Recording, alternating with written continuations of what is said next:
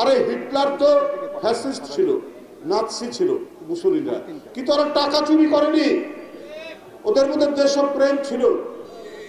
ওরা জার্মান জাতিকে বা ইটালিকে পৃথিবীর মধ্যে শ্রেষ্ঠ জাতি হিসেবে তৈরি করার জন্য তারা ঘোষণা দিয়েছে, অন্যায়ভাবে, অযৌক্তিকভাবে এবং বিরোধী দলকে ধ্বংস করে।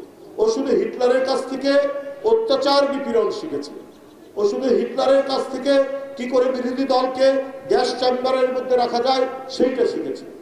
কিন্তু তাদের মধ্যে যে দেশপ্রেম আছে, যে তারা টাকা পাচার করেনি, টাকা লুট করেনি, তারা প্লট নেয়নি, এগুলো কিন্তু শেখ হাসিনা শেখেনি।